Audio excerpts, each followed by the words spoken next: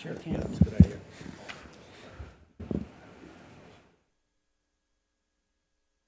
Anyone that is on our Zoom feed that is an applicant, if you will use the raise your hand feature, we will promote you to panelist.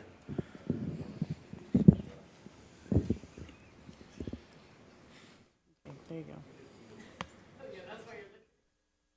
Easy enough.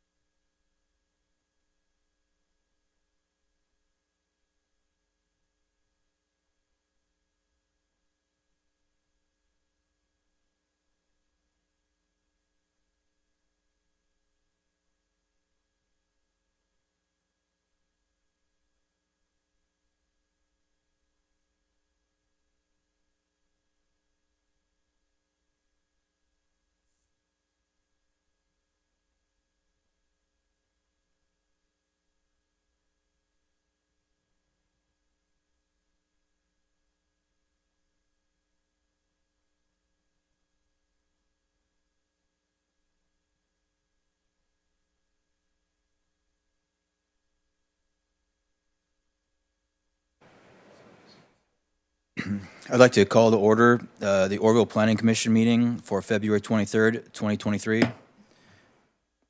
Please call roll. Commissioner Rossi? Here. Commissioner Holland? Here. Commissioner Sheard? Here. Commissioner Jensen? Here. Vice Chairperson Jenkins? Here. Chairperson Durling. Please stand and join me for the Pledge of Allegiance.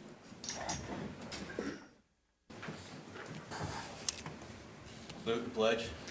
I pledge allegiance To the flag of the United States of America and to the republic for which it stands, one nation, under God, indivisible, with liberty and justice for all. May be seated.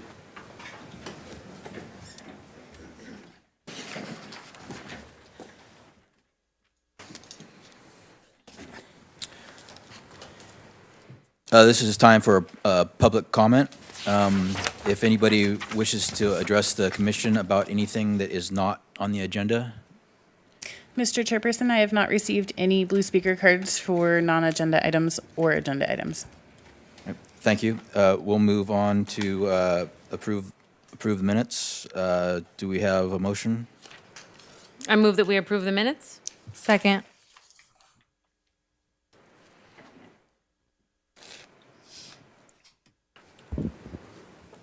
Motion carries with 5 yeses and 1 absent.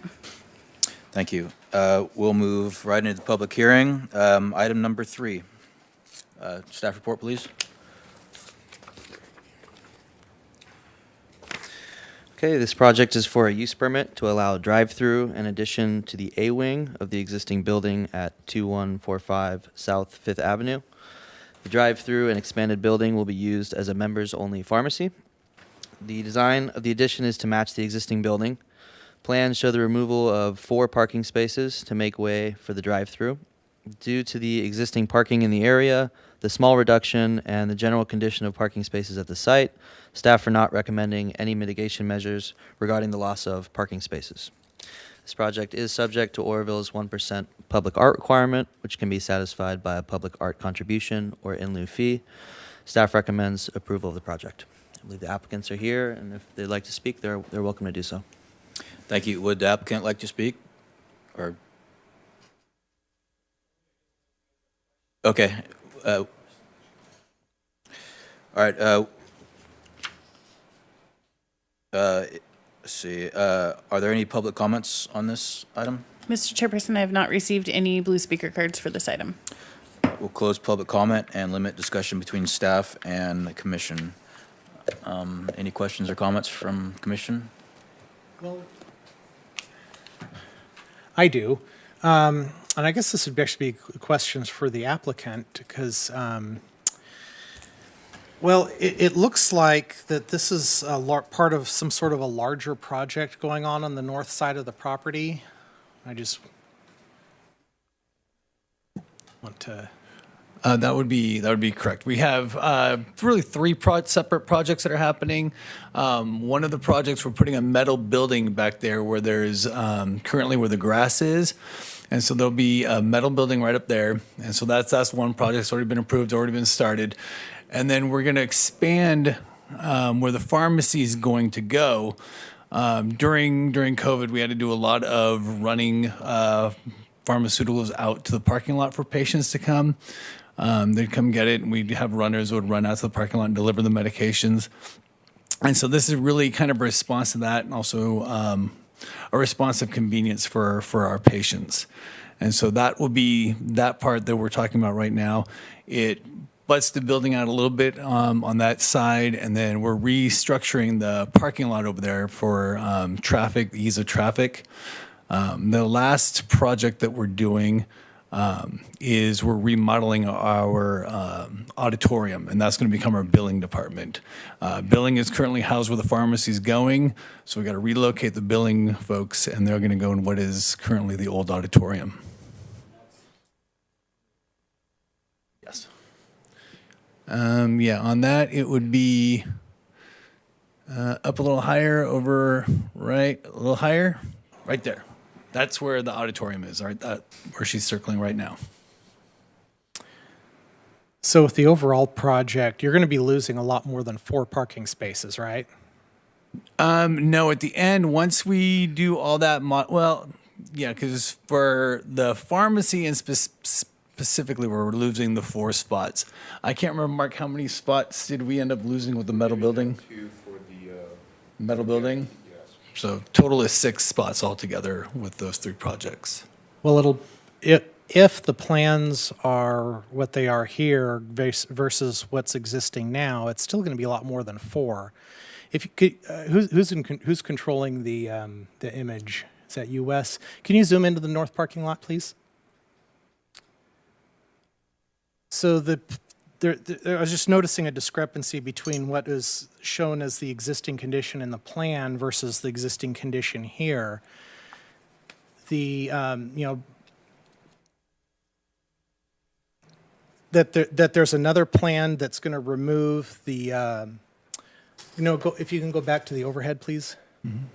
It looks like there's another plan that's going to make the turn a lot easier to go toward the pharmacy, right?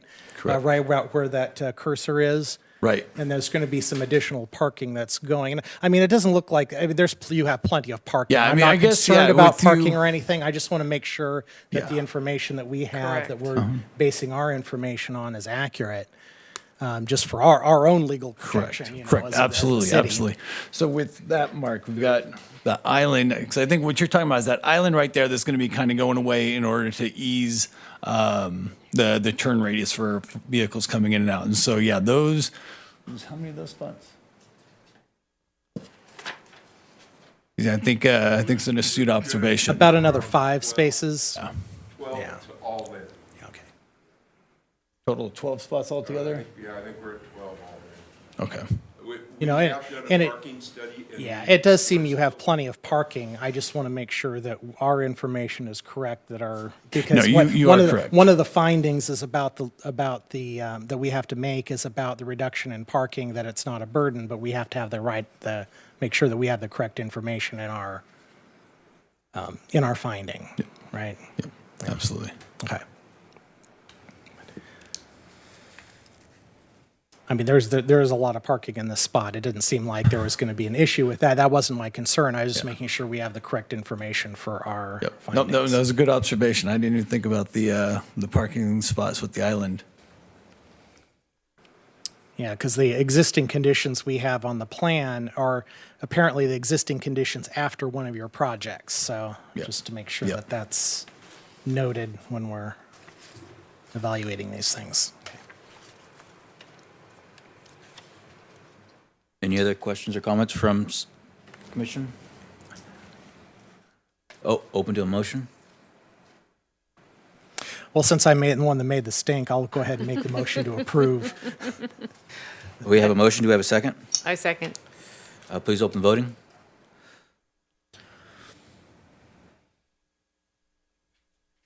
Motion carries with 5 yeses and 1 absent. Thank you very much.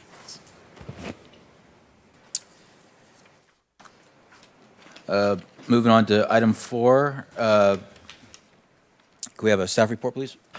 Okay, this project is for a use permit to allow a new 7,800 square foot building with associated site improvements at 2640 South Fifth Avenue, which will expand the North Valley Food Bank's operations. This site is adjacent to the food bank's existing building on Fifth Avenue, which is zoned M2 Intensive Industrial.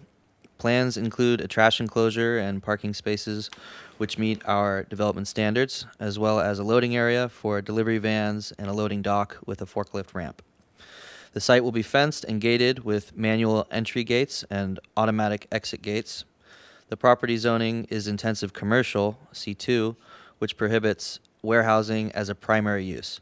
However, our zoning administrator has created a zoning interpretation which reasons that the use is allowable with a use permit. Due to similar and more intensive uses being allowed in this zoning district with a use permit, as well as a list of more intensive warehousing operations in the immediate area. Landscape plans show shade calculations providing 50% shade coverage of the parking area and a plant schedule compliant with our model water efficient landscape ordinance. This project is subject to Oroville's 1% art requirement, which can be satisfied by a public art contribution or in lieu fee. A lighting plan compatible with Oroville's performance standards is required but has not yet been submitted. The commission may either waive this requirement due to the location and orientation of the building, or condition that a lighting plan be submitted for staff approval prior to construction. Our city engineer's comments are that the southern end of the driveway off of Fifth Avenue be paved and curbed to match the northern end to accommodate safe truck access. We do have the applicants here, and they're welcome to speak now if they'd like to. Would the applicant like to speak now? Sure, if you'd like us to give you any more information. If you have a presentation, you can. Otherwise, you could wait for questions either way. I'll come up. Yeah, pretty simple overall. You saw what's been presented to you today, but building a 7,800 square foot building behind their existing building and facility, and really it's just to support what they already do. And more office space on the south side that'll support a lot of their admin and whatever else, that, again, what they already do. I think Matt Thompson was the one that requested some more asphalt on that exit route going southbound on Fifth. And you see those trees on the south side of that previous picture, that's just creating more parking right in that area there, yes, exactly. Nice job, Wes. So, that's really about it. Any other questions for us? Maybe in a minute. I needed to open public comment and close it. And open public comment. Mr. Chairperson, there is no blue speaker cards for this item. We'll close public comment and limit to discussion between staff and commission. Any questions or comments from the commissioners? What did you say about the lighting plan? So the commission, I propose two options for the commission to either waive the requirement of submitting a lighting plan, and that would be due to the location and the orientation of the building, or condition that a lighting plan be submitted, and that would be for staff approval prior to construction. And the lighting plan is basically for safety. Safety is an element, yes. It also includes that the lighting would be shielded from neighbors so that there's no conflicts between neighbors and the proposed lighting for the site. That would be a requirement of anyone going, any business going in, right? So Right. if we didn't ask for a plan, then somebody else would also ask for not turning in a plan possibly, and would that get us in a bind? Or are we I just would- saying that staff will approve it? They will have to submit a plan and staff will approve it? Yes, that's up to the planning commission to determine. Staff feels that the building is not on a roadway, so it's not likely to offend any neighbors. It's surrounded by industrial uses, and we wouldn't necessarily review the lighting for the security side of it. That would be something that the applicant would want to ensure on their own and be part of the building plan review. I wouldn't say that your decision would set a precedent. It would just, it's still going to be a case-by-case basis. And your reasoning for waiving the requirement in this case would be that the proposed building is pretty far off of Fifth Avenue. I'd like to make an observation about this project, or especially in the surrounding area. So we have this parcel that's zone C2 with access to Fifth Avenue, which otherwise has an M2 zoning around it. Your neighboring properties include the Hope Center's warehouse, also non-conforming use on C2, but a warehouse. And then immediately south, there's another warehouse, and that one's Pacific Coast Producers Warehouse, also on C2, non-conforming. Do we want to consider some zoning modifications in this area since everything's being developed as warehousing and M2 type development, or? This was an area that was rezoned in 2015 when we had a consulting firm come in and do a blanket rezoning of the whole town. And so this is an area that we've had conversations for potential rezones in the past. And it's a good point that we should probably revisit that. It's a good idea. And, along with that, I noticed that on the south end of Cal Oak, it reverts back to an M2 zone where it's right across from Walmart. And it just seems to me like a commercial development would be more likely across the street from Walmart than it would be along 7th Avenue north of where things are out of the way. So, yeah, I would encourage a discussion on rezoning in this area because I think it'll help facilitate development and not have to bring people to the planning commission and delay development if it's something is clearly consistent with surrounding uses and is a good fit for the community. So, yeah. Noted.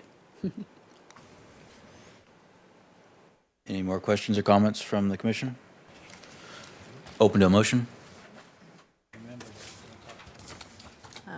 I move to approve item 4 as stated and waive the lighting. We have a motion. Do we have a second? I'll second that. Please open voting.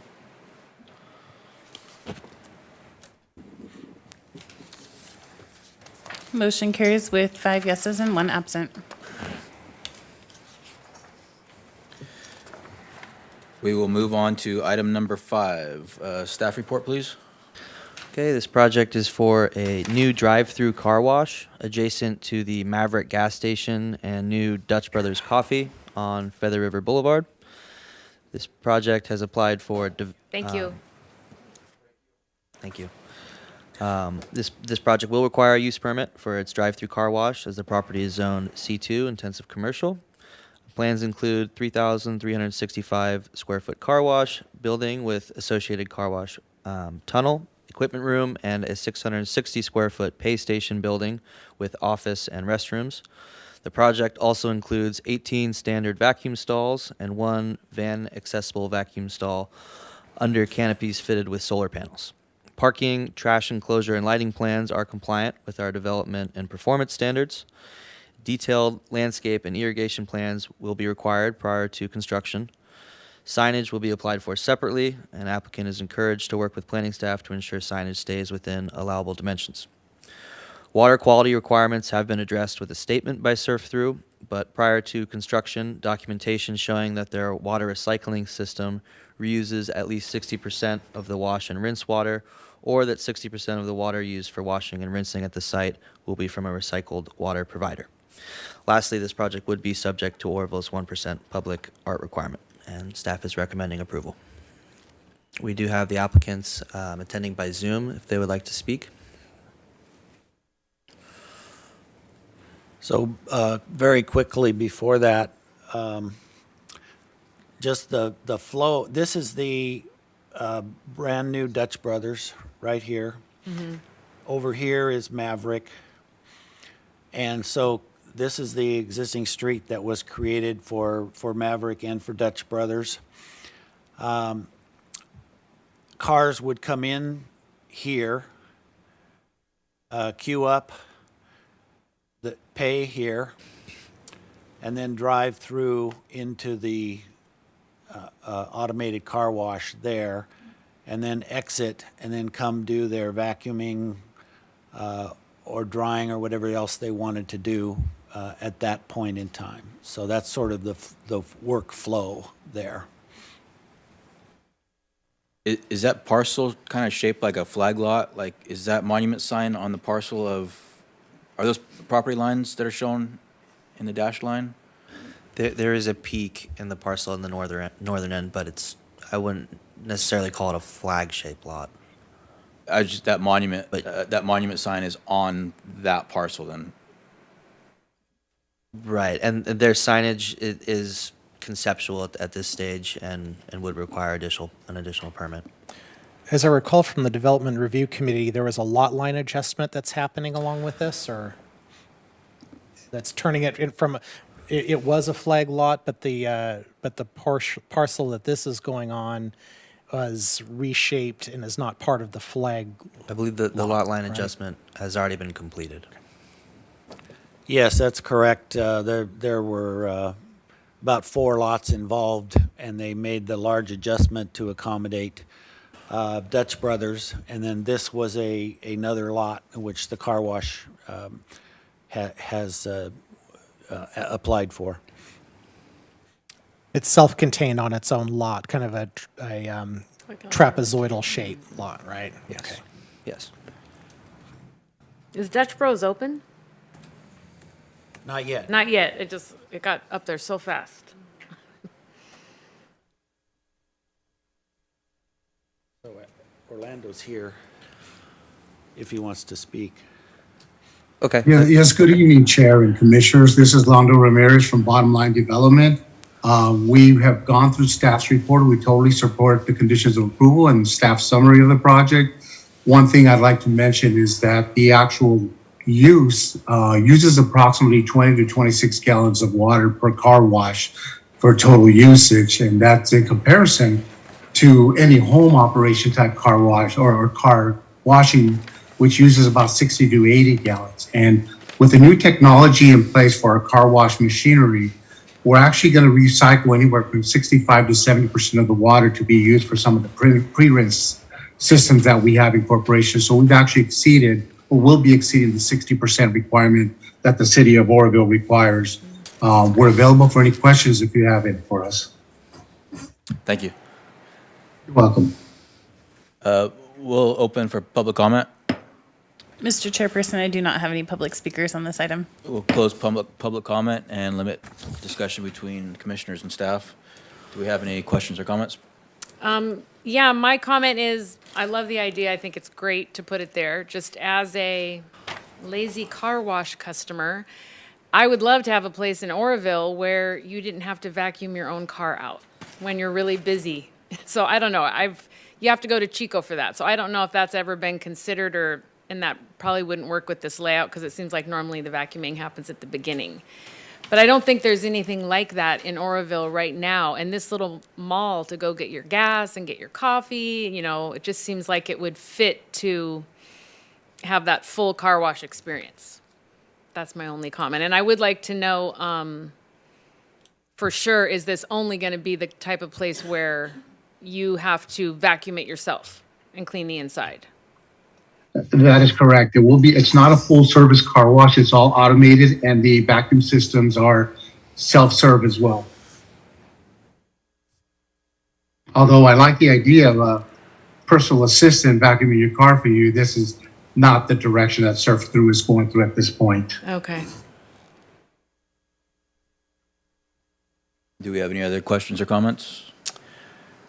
Yeah, I have a comment, and I think it's really good, kind of linking this back to, I know we're working on our circulation element, that I'm just looking forward to seeing how we're dealing with all of the additional traffic that we're going to have. This is a developing area that's developing into highway commercial. I don't think it was anticipated originally at highway commercial the last time we had traffic studies done, so just looking forward to seeing what we're going to be doing to make sure that we're not going to have any problems in the future with, especially with visitors coming to Oroville and traveling through here and not having to navigate the currently awkward setup that is Feather River Boulevard. So just linking this project in with all the ongoing stuff that's developing here, which is great for the city. Yes, just for information, 3 points there. One is there is a Highway 162 corridor study that's been done, and that has future configurations of this intersection and other intersections. It's been done a while ago, long before some of this new development, so you make a good point there. The other is that we did require a traffic study for both the hotel that's under construction, the Hampton Inn, and for the Maverick, and certain that the right turn lane, signalized right turn lane where my cursor is, that was created as a result of Maverick widening Feather River here so that trucks turning into Maverick could be bypassed by traffic, is also been required. And then, of course, the curb and gutter and the nice driveway encroachment here for the hotel and for the other businesses that are there. So that's been done on an interim basis. It's not a broad global fix, but those things have occurred recently before you were on the planning. Yeah, and I think that my point is all the little patchworks that we're doing, it kind of creates kind of an inconsistent thing. If you haven't driven it before, that it would be a little bit awkward. So just not something that's conducive to welcoming visitors to our town. So I will say that along State Route 162 or Oro Dam from Highway 70 up Oro Dam Boulevard to Olive Highway up to Foothill is a project that will have sidewalk closures on both sides. It will have bike lanes and really make that full connection for pedestrian travel to reduce vehicle miles traveled. So it's a new state initiative, but so the city is moving forward with that project this summer. Following that project, Caltrans will come behind us and completely repave and restripe all of Oro Dam Boulevard and Olive Highway up to Foothill. Good. So there is more to Yeah. come. It just is in the queue. Don, do you know if the suicide lanes are going to be taken out and more lanes added, or will they stay? So along, not on Oro Dam, but on Olive Highway, they will make, and I don't know what the final decision was, it's gone back and forth over the years, 2 directional lanes, either going east or west with a suicide lane. So, but they didn't have the width to do 4 lanes. now I'm not up on all of my current planning terminology. Apparently, what is a suicide lane? It's the center turn lane. Okay, thank you. Sorry, that's a Reserved for those who wish That's to the be. staff knows, Yes. knows all that lingo. it's a slang term.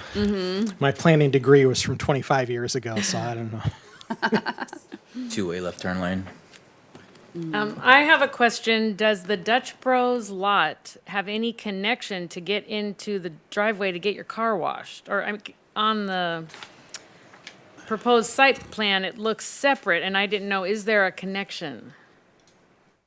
Or is that totally It's on the separate? internal driveway is where the connection is. It's not a direct connection between parcels. This aerial doesn't show it properly, but that roadway that comes in to Maverick, there's a entrance exit off of that roadway here, and there's another one from Maverick going in to the site as To well. Dutch Bros. To Dutch Bros. But how about Dutch Bros to the car wash? You'll have to go out onto that side stretch. So, do we have the And I would- aerial or the site plan? That's what I was saying, the site plan. That seems awkward to me. It seems like Well, you get your. I would argue that that's appropriate, given that, I just remember the site plan from Dutch Brothers where the cars are coming in from the side road and down that way for the queue. Yeah, exactly where you're bringing that cursor Okay, in. so they come and to go down. around, and that if there was any allowance of traffic going between, it would be awkward for both queue lines and cause a lot of conflict, I would think. Yeah. That's what I would argue. Definitely the layout there is for the queue. But it's safer than having to exit onto Feather River Boulevard and then back Yes, in. it's just not planned to get coffee and go get your car washed. Yes Those are and like no. two separate things you would have to decide to do and leave. Oh, I asked them not to set the alarm. Oh, the alarm's gonna go. That's all, I was just curious. It seems like that, they just seem like separate to me, not connected. I was gonna say, the bomb going off the way you jumped up there. Staff left and didn't realize we had a meeting going on. Yeah. The rest of us are oblivious. Jackie's on it. I just heard beeping and I was like, wait. Can tell I've been left in the building before. Do we have any more questions or comments from the commission? No. Open to a motion. I make a motion that we approve this as agenda-sized. Do we have a second? Second. Please open voting. It'll be great to not have the vacant lot there. Motion carries with 5 yeses and 1 absent. Okay, so that passed. We are on to reports, discussions, and correspondence. Item 6, commissioner reports. Is this where we should have Daniel come speak? Number 7, maybe. Number 7 is Daniel? Okay. Do any of the commissioners have any reports? No? No? We'll move on to Historical Advisory Commission reports. You want to take it from here? Okay, so this is you, Daniel. You're up.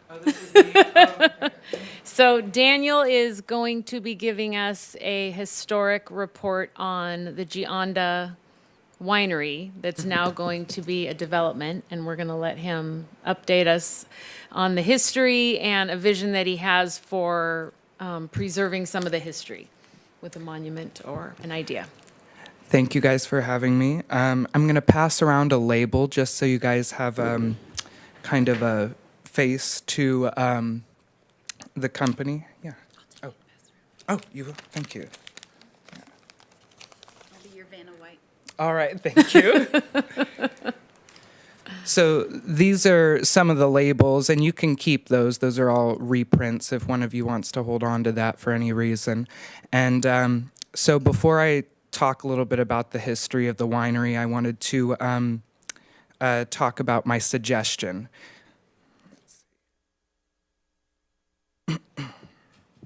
And so I'm not asking for any direct action on this. This is just a suggestion because I was told that the oh, thank you, my pictures. Thank you. I was told that the apartment complex on Table Mountain Boulevard was getting a trail in honor of the property's history. So I just figured this would be a good suggestion to go along with that theme. I titled this Repurposing the Historic Gionda Home Basement. The site of the historic Gionda Home and Winery in Thermalito, which was once a landmark, will soon be developed into some much-needed housing for Oroville.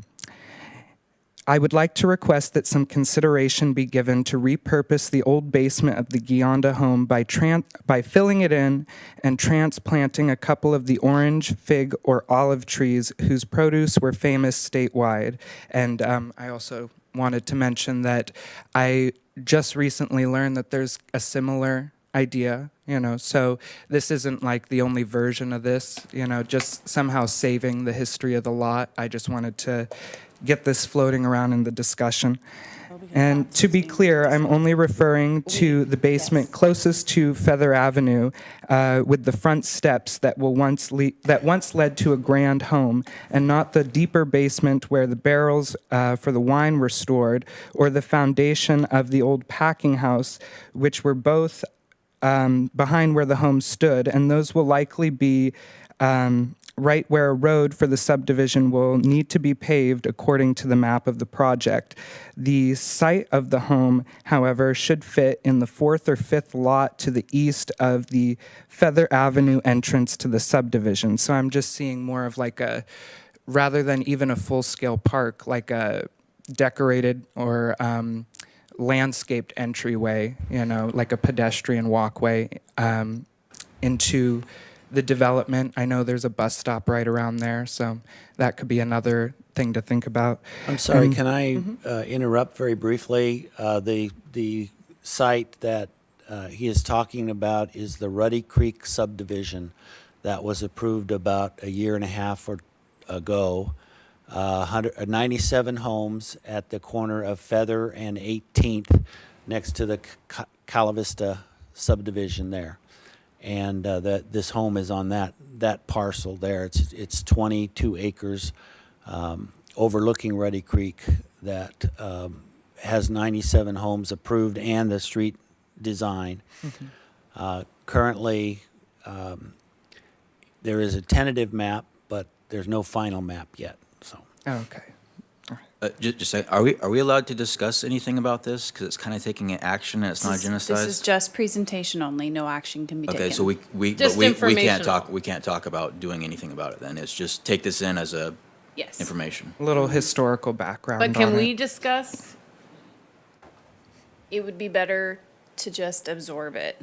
Should this be a future agenda item for that development, it'd be better to not have the conversation now.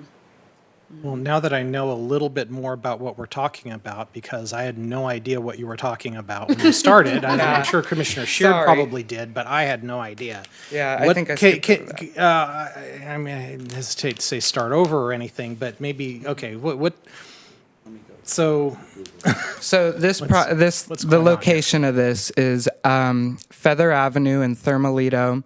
If you're going out towards the airport, there's a subdivision already out there that's out in the middle of Used to live there, yes. Thermalito. Okay, yeah.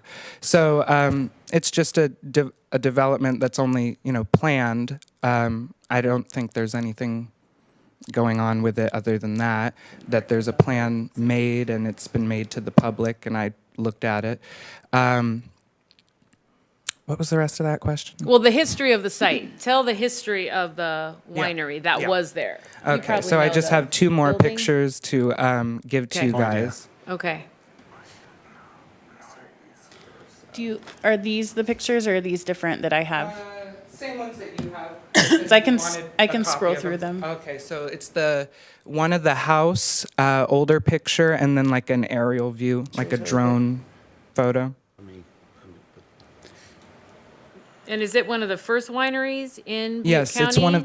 it's the first commercial winery in Butte In County. Butte County, Yeah, so it it's was. pretty- It was opened by Americo Gionda in 1935. Before that, the ranch area, which was on that side of the road, and also you can see a olive grove on the other side. That was all their property. That was all the Gionda Heights estate, and there was a large home, packing house, and some kind of a tower where they stored the barrels, and the home burnt down in 1990, a week before Halloween, and Go back to it 'cause it's kind of nice the talking about it. owner at the time didn't express any interest in restoring it, and so it just fell to vandalism and arson.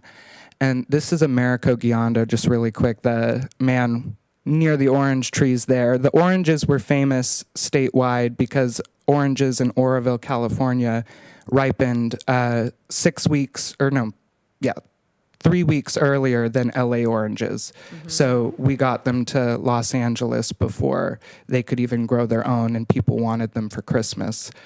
And so anyways, the basement to the winery has like the front steps. I think I sent a picture. This is one of the children who took over the winery after.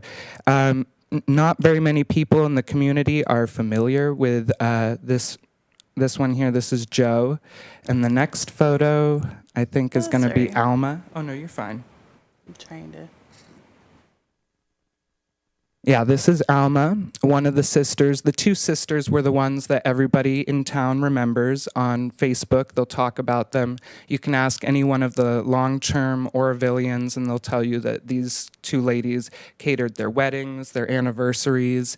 And so the family is still very much intertwined with the community and their memory. This is Norma. She is in a fashion show at the Veterans Memorial Hall in that one. And so anyway, what I was saying about the development already having some kind of an idea like this, I was told that downhill towards Ruddy Creek, just a little up further, shows the actual steps that I'm talking about. So these are the steps to the home. That's a picture I took couple weeks ago, and behind that there's a smaller basement that was burnt out, and it's kind of being used as a shelter, and then on the side it has slants for like the wine barrels to be transported from the back warehouses and rolled down into the basement. And so this is what I'm talking about when I mention a planter, is filling in this basement, not thinking about the other basements, because in that aerial view that you guys have there and was also shown on the screen, you can see that's all full of trash. There's not anything specifically significant other than, it's just slabs of concrete. But this these stairs leading up to this house kind of serves as a sense of place in Thermalito that's something that we're not really going to have in Thermalito once it's all developed into subdivisions being filled in. So I'm just wanting to start that discussion and get you guys to think about it, because I brought it up to quite a few people who knew about the project and didn't even know that there was a historical record in our county made there, or a historic site.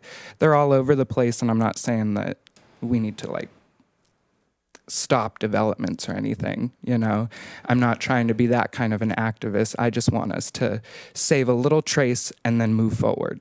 So thank you. That's all I wanted to share. Well, do we have any questions for him, or? So I guess we can't, I guess we're not supposed to talk about it, but I'm just not clear why such an important historic place doesn't have this already in the plans, like with the FOG, the Olive Ranch Apartments, how we had a monument there.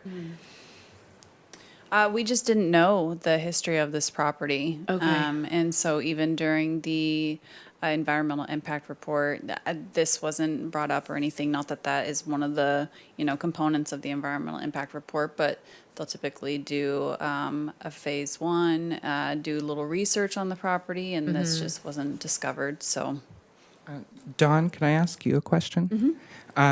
What was it you had mentioned about, or it was mentioned at the Historic Advisory Committee about there being some kind of just an initial look at the property's background? I don't know what exactly you said about that. When we receive a project, or for this one specifically?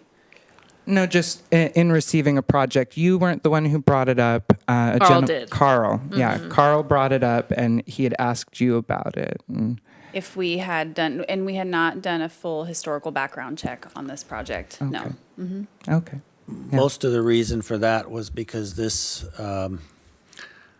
subdivision had been approved in 2006 with an environmental document associated with it, and it was getting ready for annexation. And then the recession hit, and that stopped a lot of development, including this.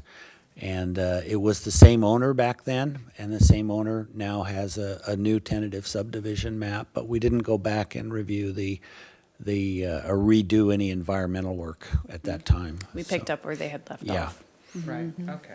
Yeah. That makes a little bit more sense. Yeah. Yeah. All right, thank you. Thank you. I love the logo. Like, fantastic. Well, thank you. Do we, anything else historical advisory wise? No? We'll move on to staff reports. Real quick, I just want to mention that over at the Historical Oroville State Theater, we're restarting our membership drive again. We haven't really marketed it the last couple of years as we've been getting up to speed with owning the building and getting operations going. But this year and going forward, we're going to have a nice poster at the beginning in front of the lobby that acknowledges all of our members and contributors every year. So, so we're hoping to expand that a lot this year, and would welcome any and all participation that you'd be interested in. So, thank you. Such a benefit to downtown, that theater. It's So, awesome. on this historical presentation, this commission can, right now, set a future agenda item and ask for a report, more detailed report on it. You could ask us to go talk to the owner to see what his thoughts are on doing something like this. And so you can at least do that much. Okay, that's what I was wondering. I would absolutely like to ask that we could do that. Because it doesn't, and of course, kind of like at the Fog Olive Grove, you know, we let them come up with what was appropriate for the way that they wanted to honor the history. So I think that's the same thing here. It's not dictating, it's just asking for respect and something to remember the great history. I mean, I can't believe it's the first winery in Butte County. That's pretty spectacular. Chico would have been able to beat us by the 19th. Do the subdivisions need to do the art in public places, or is that just commercial? Non-residential. Wow. Is there a second commissioner? Because it takes two to put that on there, and then I can put it Well, in the minutes. what are we talking about doing again? I mean, I would support talking with the owner, presenting him this information, or him or her, whoever this is, this information, and having a conversation with them. Going any further with it, are we talking about doing anything other than talking with the owner, or? Well, and what's required? Well, I would say that the current owner intends to sell to a developer. The current owner just wanted to get it into a stage where it had a tentative map so that they could sell it. So it would be more beneficial, I believe, to speak with whoever purchases the property and intends to develop it. And then they can then incorporate some sort of,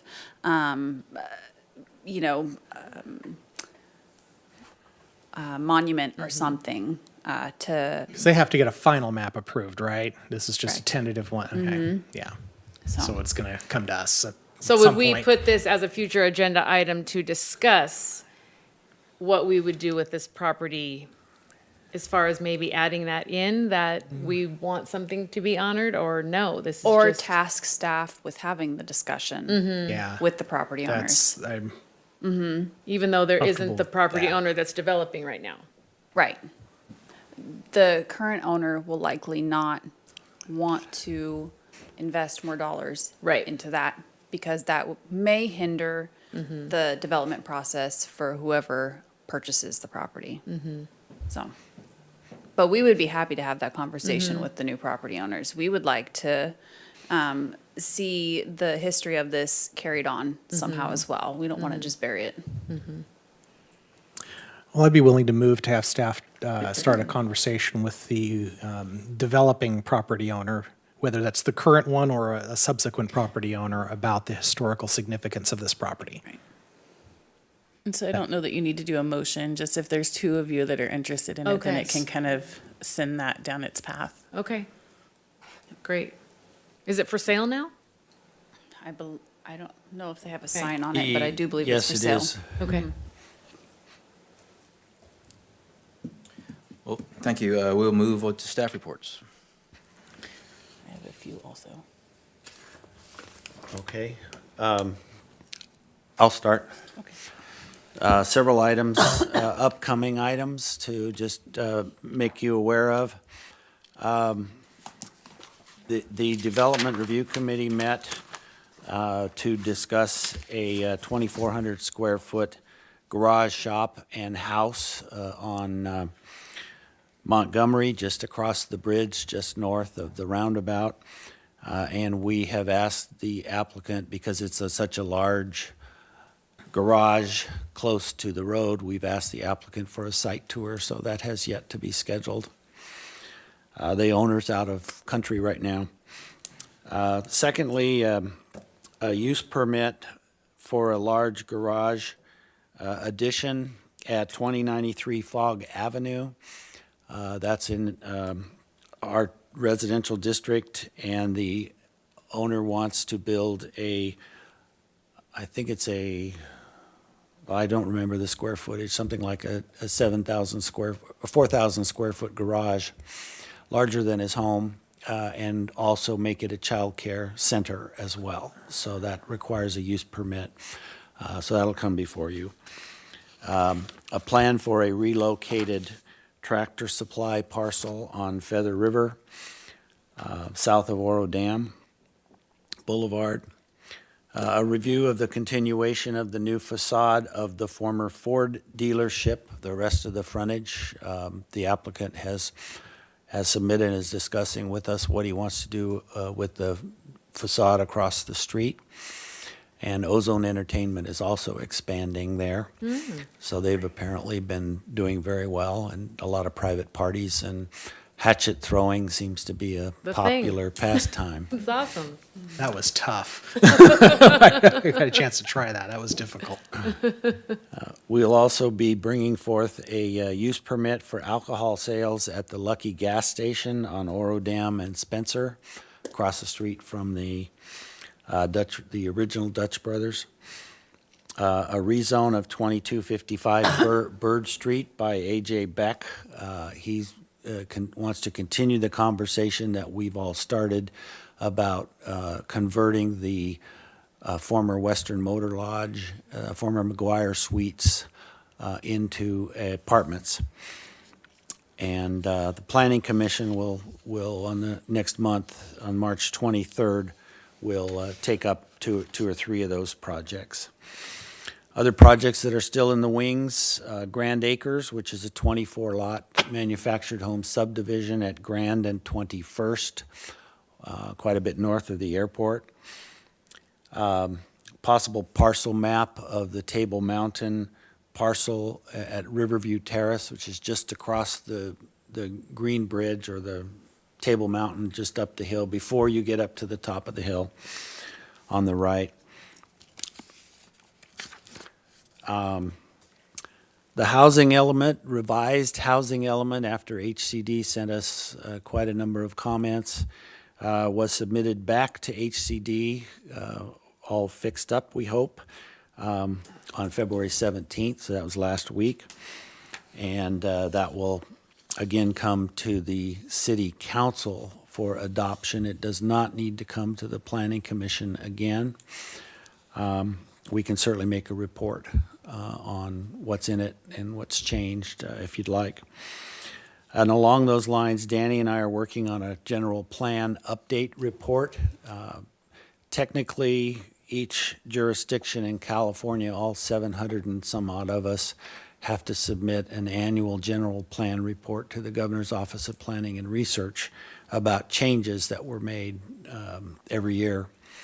And our report has not been submitted since 2015, when the general plan was adopted. So we're filling in all those holes, so we'll be working on that. Today we received the administrative draft EIR for the Feather Ranch subdivision project, which is the 152, I believe, units north of the airport that is within the airport overflight zone. So that environmental impact report mentions that there are 3 significant and unavoidable impacts, which would require an override by the city council and potentially a recommended override by this planning commission. And those are that the development would be more dense than would be allowed under the airport overflight zone, which the city can override. Noise created by the traffic that would be generated is another significant unavoidable impact, and the vehicle miles traveled, which exceed the new state mandated significance threshold of 100 vehicles a day. So those would be significant and unavoidable impacts in this administrative draft. More to come. There's going to be lots of editing and stuff like that, but those are things going on. Go ahead. I had a question about the miles driven. What's the consequence if we aren't in compliance with the new standards? Our air emissions would exceed the state mandated thresholds. We're trying to reduce air emissions, and in all jurisdictions throughout California, it's much easier to do it in urban areas because they have a lot more dense development, a lot more traffic. It's very much harder to do it in rural areas. So things that we can mitigate don't reduce the impacts to insignificance. It's a statewide significance threshold. We have a climate action plan, and in that climate action plan, something like 50% or more of all air emissions, carbon monoxide and such, are from vehicles instead of stationary sources. So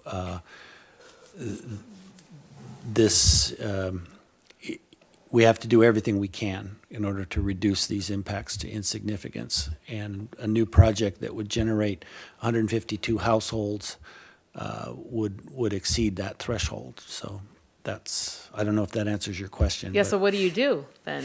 You don't have the housing development because you're exceeding it? You either don't have the housing development, you reduce its intensity so Okay. that you have 109 vehicles a day coming out of it. Wow, okay. Or the city can override that with the full awareness that that's going to happen. So the city council can override it. With no consequence? They just override it, we're out of compliance, kind of? Yeah, that gets to what an EIR's purpose is. An environmental impact report's purpose is to enlighten the city Okay. council about the impacts that a project will generate. Okay. It's not a decision-making tool. It's an Okay. informational tool. And Thank then you. the city council has the option of overriding it Okay. with the full knowledge that it would be a Yes. significant impact. Okay, thank you. Thank you, Warren. You nodded your head yes, so I must have explained that okay. Does that open us up for lawsuits? Potentially. Yeah.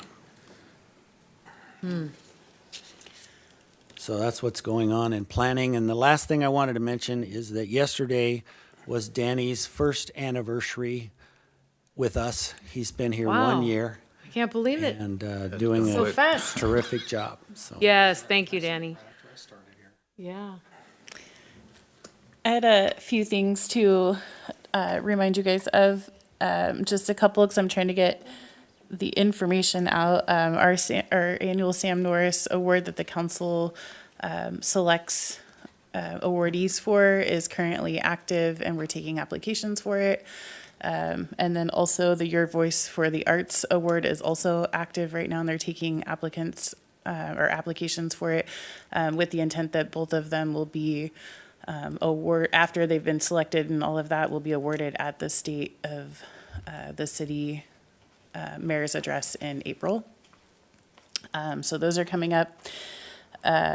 So if you know anyone you want to nominate, or if you want to help spread the word so we get more applications. Also, just a reminder, Tuesday is the harassment and ethics training that the commissioners need to attend. If you have not responded to me to let me know you're coming or not, please do so. If you get the training through your employer, all you have to do is provide your certifications and we'll have them on file.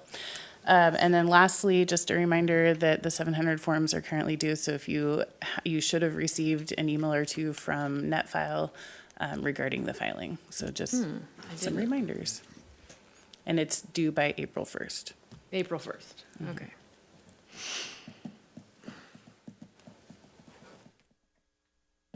That it for reports? 9 o'clock, right, Yeah, is that's all the, from me. the harassment? Yes, it's 9 from o'clock. 9 to 2. Where's it at? It's 9 to 2 in I'll here be on here. Tuesday. We will be providing lunch. I don't know what yet. I can figure that out, but there will be lunch. If you can't come, I just need an email.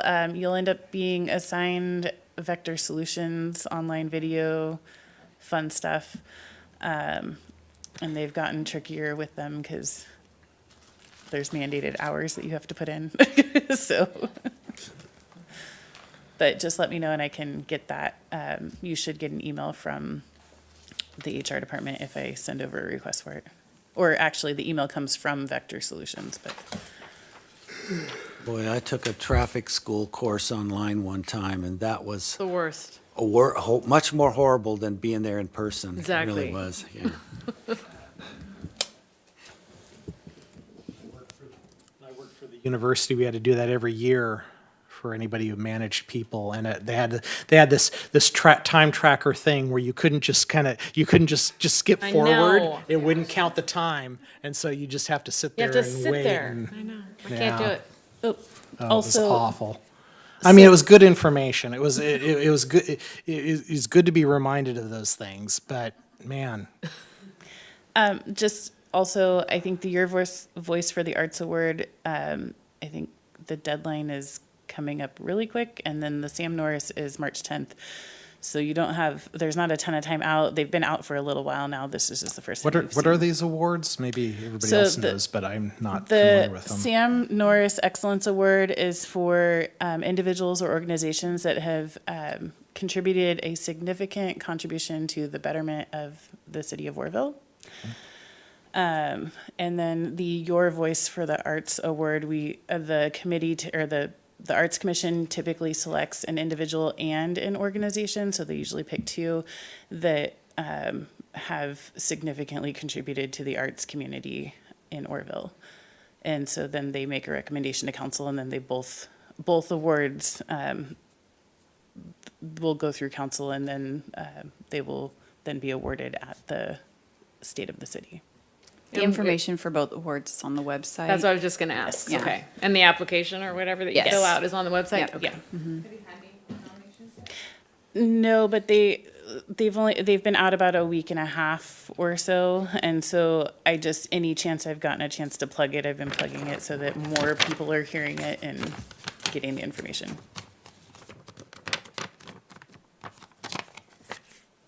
All right, if that's it, we'll adjourn the meeting to March 23rd, 2023 at 6 PM. That's what you thought, 7 o'clock, didn't you? You are like, you're quick.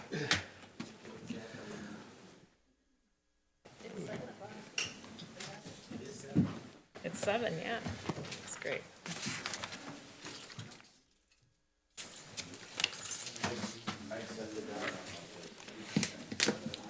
Yes, I probably. Yeah. That's Right. cool. I'm more hopeful for another owner just because he's first. the same person. No,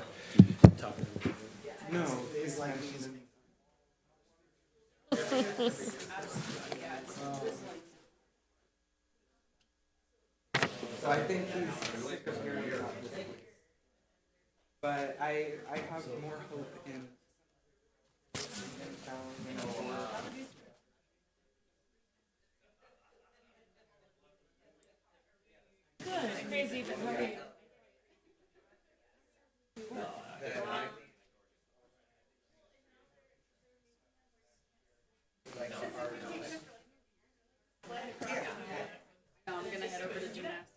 Yeah, and you have a little one. But it's a good career. Yeah.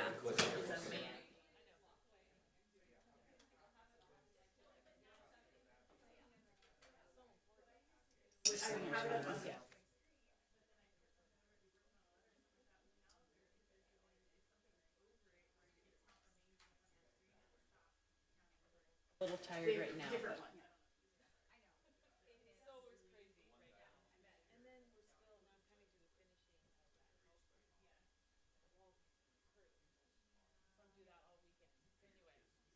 I'm going to invite everyone to come and look at it when we. Yeah, that's my other crazy. Oh, you're like, why do they all stare?